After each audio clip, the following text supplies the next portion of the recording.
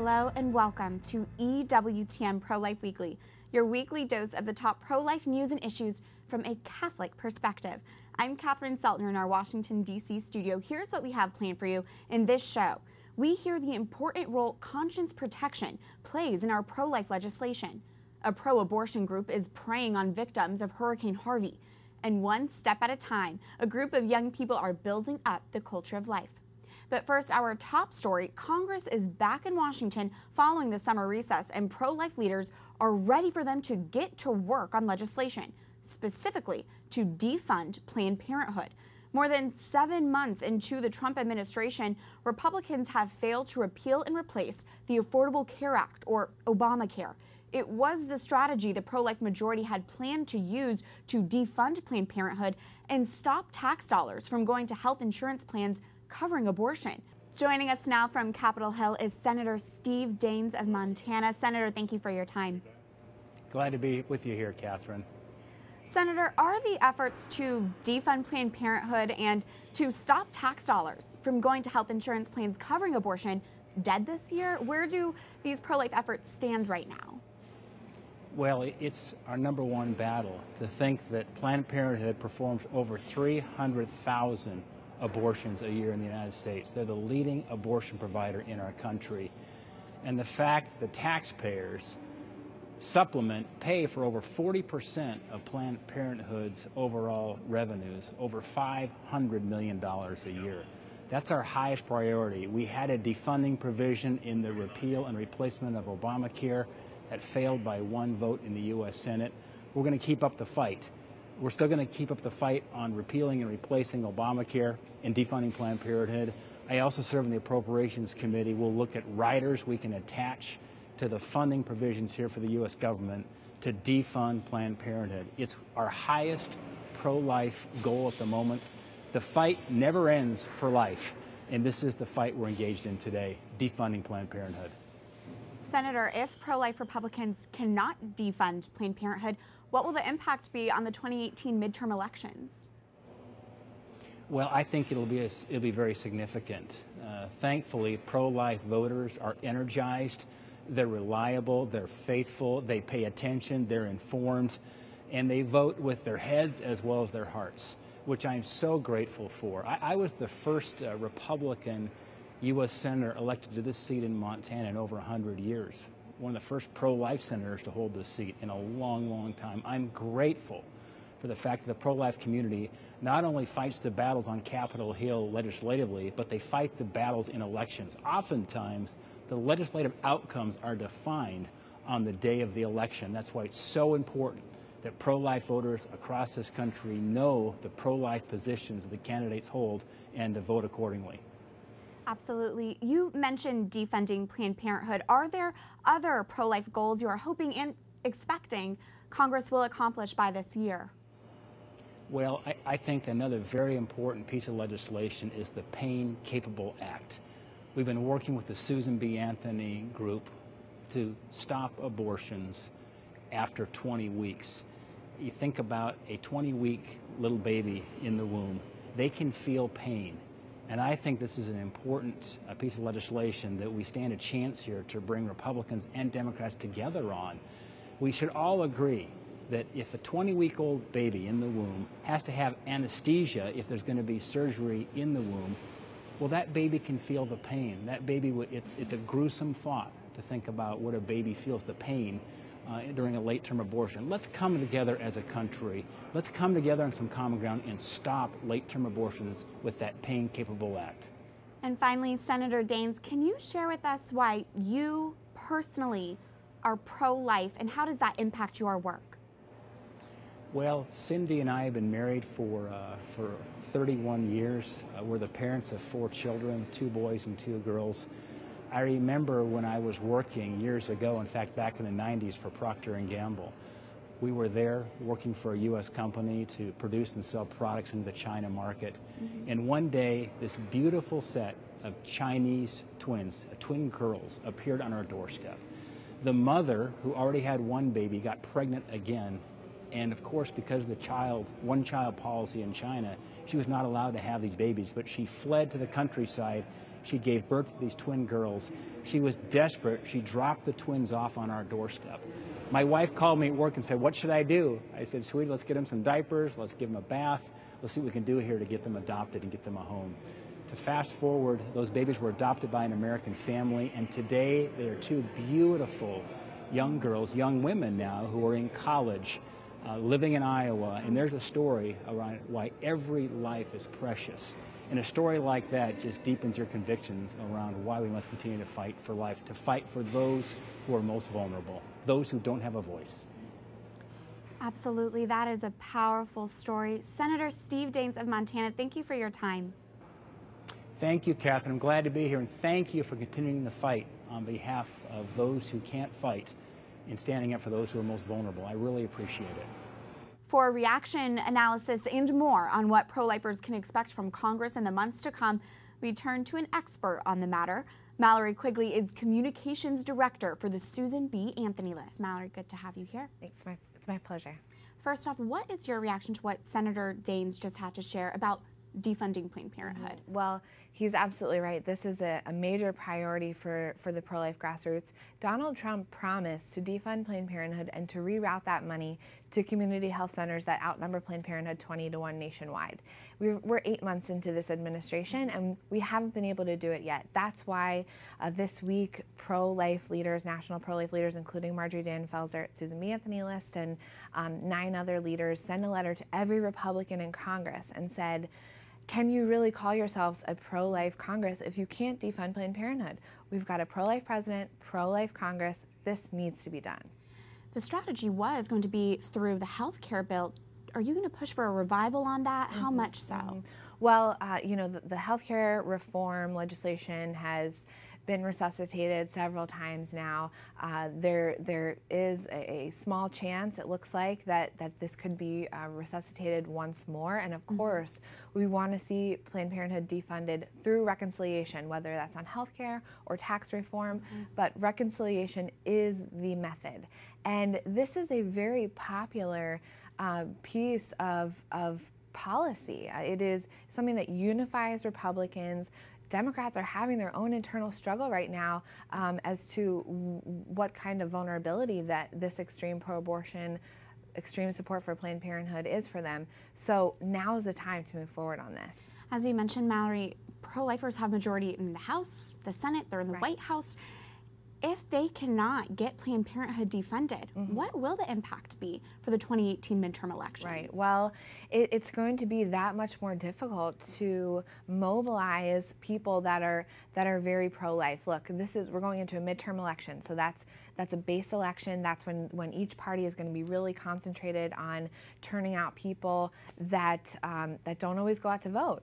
We don't see as high a turnout in midterm elections. So it's going to be that much more difficult to mobilize people that traditionally do go to the polls even during midterms if such a major policy promise isn't fulfilled early on in this administration.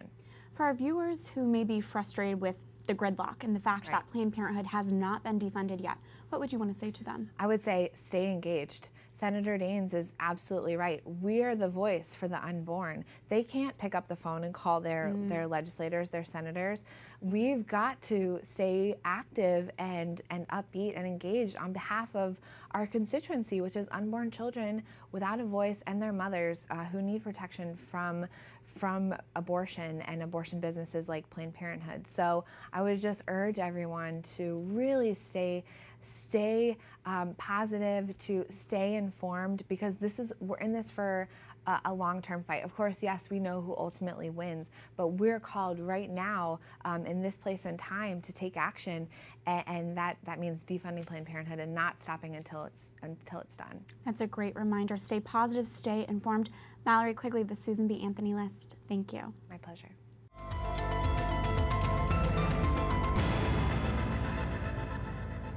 Turning to this week's call to action, we need to come together in unison as pro-lifers to send a powerful message to Congress. Defund Planned Parenthood now. We have a pro-life House, Senate, and White House. We are positioned like never before to defund the abortion giant. And more than 7 months into this administration, it is a pro-life action that is overdue. Planned Parenthood must be defunded through reconciliation, whether it's through a revived healthcare reform or through tax reform. Here is how you can have a role this week and take pro-life action. Go to ProLifeWeekly.com, sign on to an open letter to tell Congress to defund Planned Parenthood now. It's simple. Once you go to the website, enter in your name, email address, and zip code to send your pro-life message. This letter has already been signed by national pro-life leaders, including Marjorie Dannenfelser, Tony Perkins, Lila Rose, Jeannie Mancini, Russell Moore, and more. Taxpayers should not be forced to fund America's largest abortion business with our own tax dollars. Abortion is not health care, and every day Congress delays Planned Parenthood aborts nearly 900 unborn children and receives $1.5 million in taxpayer funds. We must urge Congress to defund Planned Parenthood through reconciliation, either through revived healthcare reform or through tax reform. Go to ProLifeWeekly.com to sign the letter and to take your pro-life action today. Turning now to more pro-life news, a federal judge has stopped Texas from banning an abortion procedure known as dilation and evacuation. The procedure is commonly used for second trimester abortions. The description is graphic.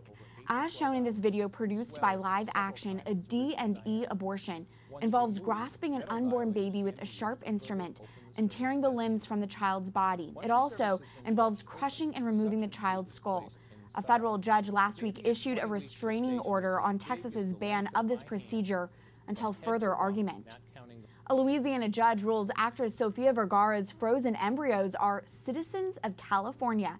According to the New York Times, a judge has thrown out a unique lawsuit between the TV actress and her ex-fiancé over frozen embryos they created through in vitro fertilization in 2013. In a bid for legal custody, ex-fiancé Nick Loeb filed a right-to-live lawsuit for the two frozen embryos he named Emma and Isabella. While the Louisiana judge threw out the case because it was filed outside the proper jurisdiction, the judge did rule both Emma and Isabella are citizens of California. The Catholic Church stresses all human life, including those in the embryonic state, have an invaluable human dignity, and the Church does oppose IVF. 3 California Christian churches are considering their next legal steps after a decision forces them to pay for abortion coverage. A federal court has dismissed a legal challenge from 3 churches wanting to halt a California mandate that forces all health insurance plans to cover elective abortions.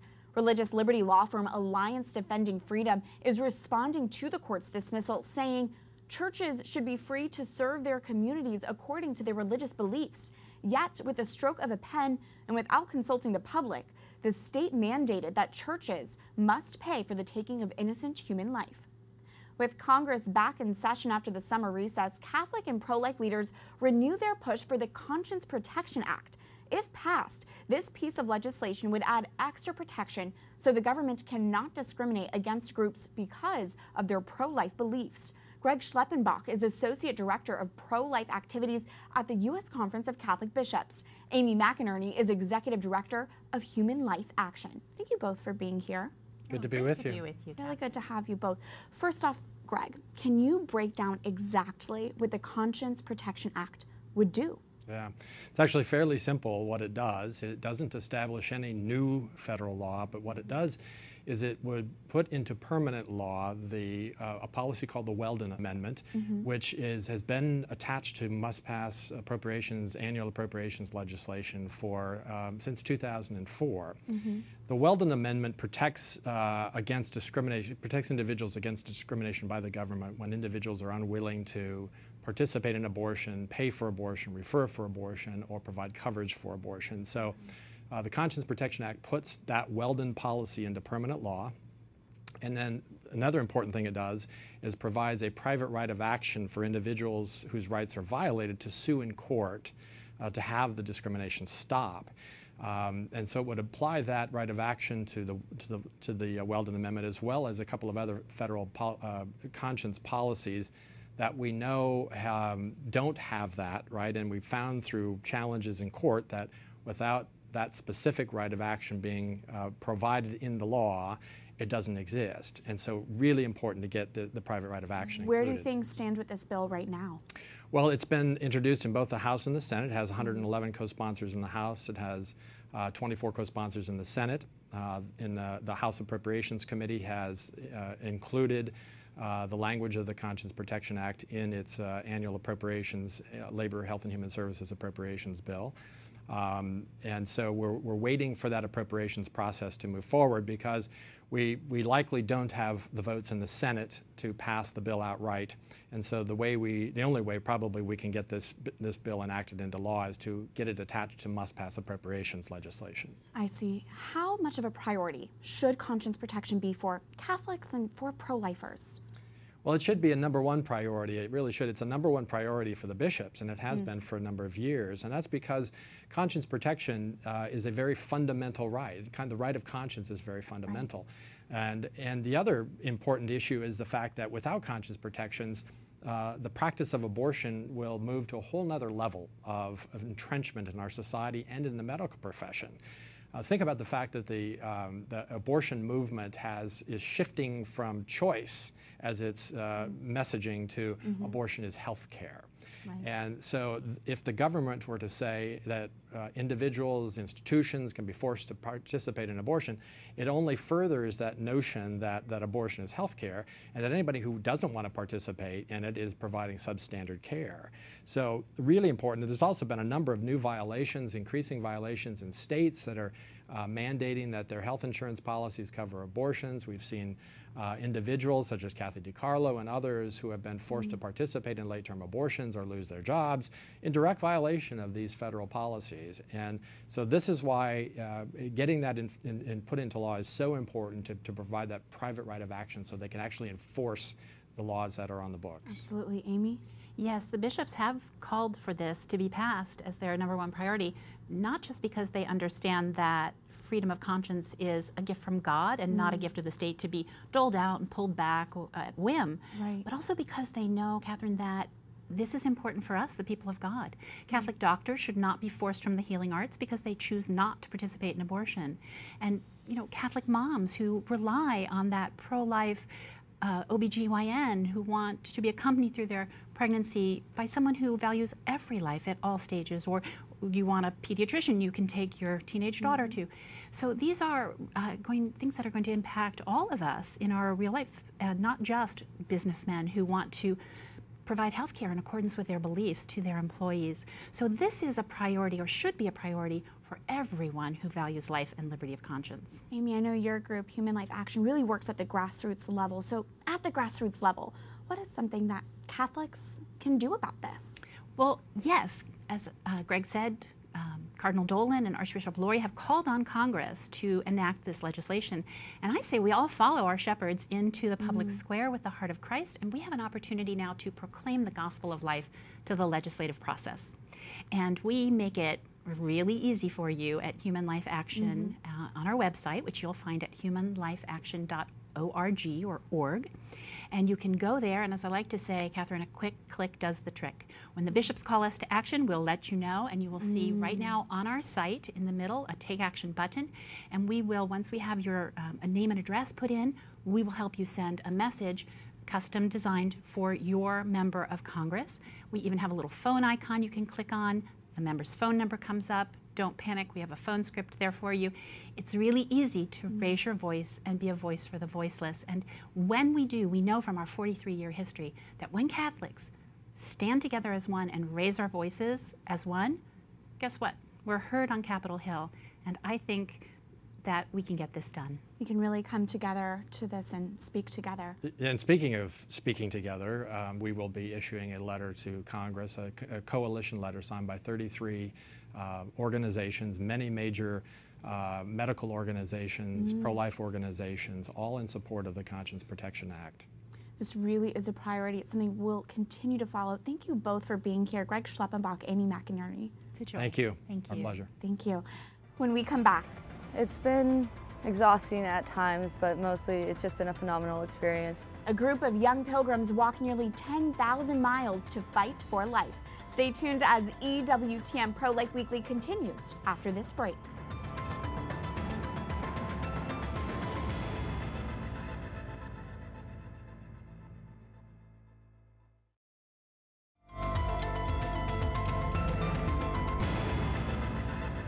Any country that accepts abortion is not teaching its people to love, but to use any violence to get what they want. This is why the greatest destroyer of love and peace is abortion. A quote from St. Teresa of Calcutta, who often spoke boldly against abortion. We remember the modern-day saint as we celebrate her feast day this week.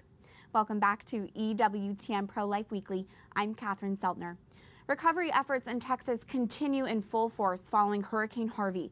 The Category 4 storm slammed into the southern state late August, bringing the worst flooding to Houston and other areas, the rain totaling 52 inches in some spots. And Hurricane Harvey is responsible for at least 60 deaths.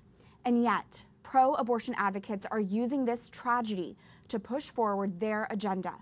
Whole Woman's Health, an abortion provider, is advertising free abortions this month for women affected by Hurricane Harvey. Many abortion clinics in Houston temporarily closed during the storm.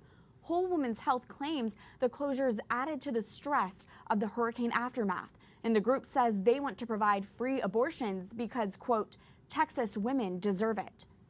This is an example of the abortion industry very clearly preying on women during a vulnerable time.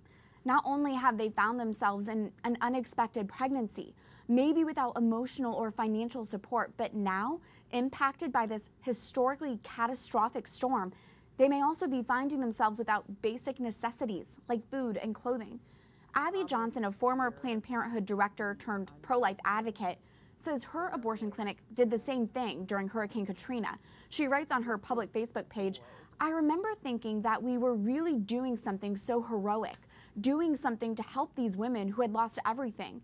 I now realize that we were preying on these families in their most desperate time of need. We didn't offer to help them find housing, food, clothing, or anything else, just a way to kill their unborn child at no cost. Abby's pro-life group, And Then There Were None, created a baby registry to donate items to Hurricane Harvey victims. That's the kind of response we need to have during this time, because Texans are strong. Texas women have incredible strength and are capable of raising a beautiful child and thriving. Let us be there to support them in that journey and remind them of their strength instead of exploiting them during a crisis. Remember, there is something you can do to counter today's culture of death. Follow this week's call to action. Go to ProLifeWeekly.com and sign the open letter to tell Congress to defund Planned Parenthood now. The life issue is the top human rights issue in our world today, and the pro-life movement takes on many different shapes and strategies in order to defend life. This week, we introduce you to Crossroads, one group so motivated by the pro-life cause that they are taking their message to the streets. God, pray for us sinners.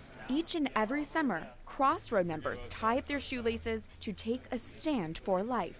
The Catholic group organizes yearly pilgrimages for young adults to walk nearly 10,000 miles cross-country to be a pro-life witness for everyone they encounter. Our goal is to go out throughout society and throughout the country and in the other countries that we are active in, and to reach people at the grassroots level and to really engage them and to pray for their conversion on the culture of life issue and pro-life most certainly in general. Founded in 1995, Crossroads was created in response to St. John Paul II's 1993 World Youth Day call to build a culture of life. A lot of movements and a lot of conversions and a lot of vocations sprung forth from that message, and Crossroads was one of them. And we took him quite literally when he asked the youth of the world to imitate the original apostles and to go out into the highways and the byways and spread the gospel of life, and we've done that now for 23 summers. I heard about Crossroads 5 years ago when someone came all the way to Los Angeles, California to speak at my parish. Shout out to Wilmington.